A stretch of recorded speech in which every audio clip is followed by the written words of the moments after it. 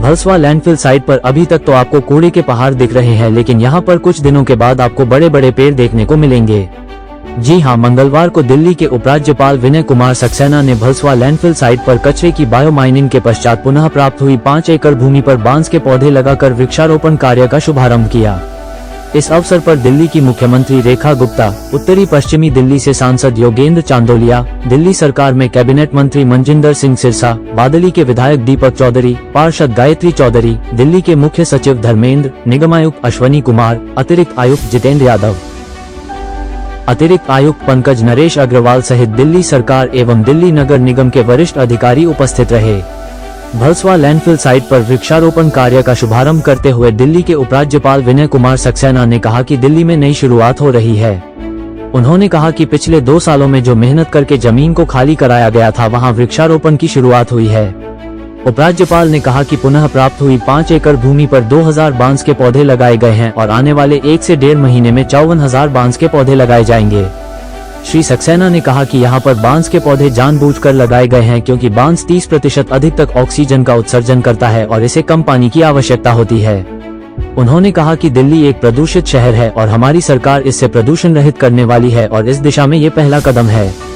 उपराज्यपाल ने बताया कि बांस 1 साल में 20 से 25 फीट के हो जाएंगे।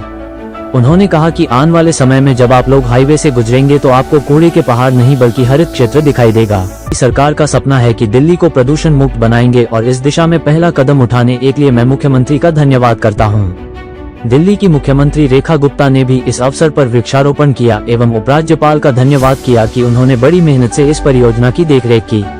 मुख्यमंत्री ने कहा कि पिछली सरकारें केवल कूड़े के पहाड़ों की बातें करती रही, लेकिन इन पहाड़ों का सिरा भी नहीं पकड़ पाए। उन्होंने कहा कि लैंडफिल साइट पर वास्तविकता में जो कार्य हो रहे हैं और जो लक्ष्य निर्धारित किए गए हैं वो केंद्र सरकार के सहयोग से फलीभूत हो पाए हैं। मुख्यमंत्री ने कहा कि लैंडफिल साइट से प्राप्त मटेरियल का इस्तेमाल NHAI केंद्र सरकार की परियोजनाओं में इस्तेमाल किया गया है एवं इसके अलावा DDA द्वारा भी भूमि की भराई में लाखों टन मटेरियल इस्तेमाल किया गया है। उन्होंने कहा कि हम तीनों लैंडफिल साइट का निरीक्षण करेंगे और साल भर में इनकी ऊंचाई खत्म करके यहाँ हरित क्षेत्र विकसित करेंगे।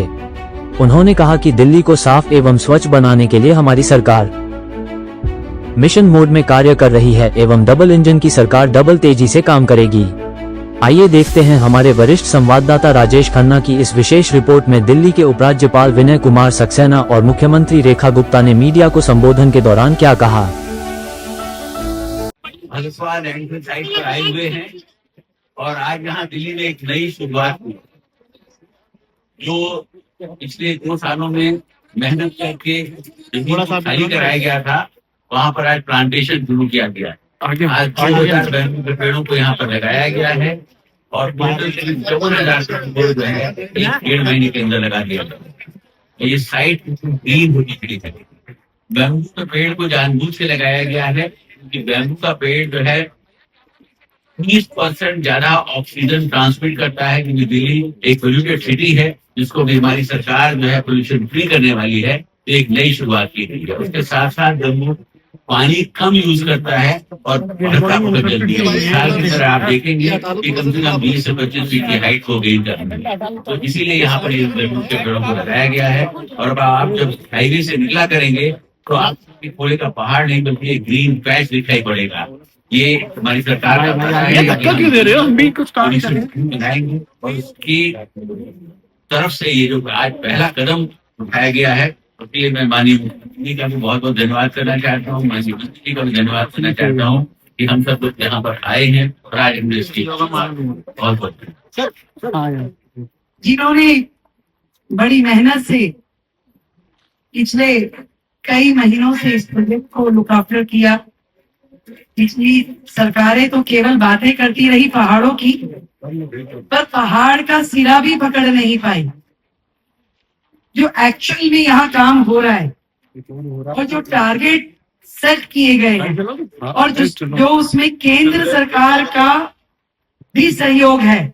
आज यहाँ से जितना मटेरियल है केंद्र सरकार के NHAI के अलग अलग प्रोजेक्ट में उसको यूटिलाइज करना, उसको DDA के ग्राउंड्स को लेबलिंग करने में इस्तेमाल करना, लाखों टन मटेरियल जहां से वहां लगाया गया, जो कि पिछली सरकारों के लिए बिल्कुल थैंकलेस काम था। पर आज मैं माननीय एलजी महोदय को बधाई देती हूँ। जैसे केदारनाथ जी मंदिर पे जब बादल फटा था ना एलजी साहब, तो एक शिला थी, उस शिला ने उस मंदिर को बचाए रखा कि वो बादल, उस बादल का पानी मंदिर को बहा के ना ले जाए। ऐसे ही एक शिला का काम आपने उस सरकार के समय में किया कि इस दिल्ली के प्रांगण को, दिल्ली के मंदिर को आपने बचा के रखा। और एक्चुअल में आने वाले समय में इसकी मंथली बेसिस पर ऑब्जर्वेशन होगी।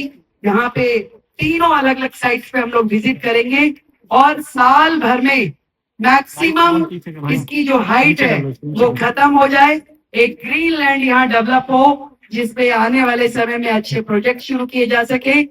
दिल्ली को साफ करना, दिल्ली को सुंदर करना, यही हमारा मिशन है।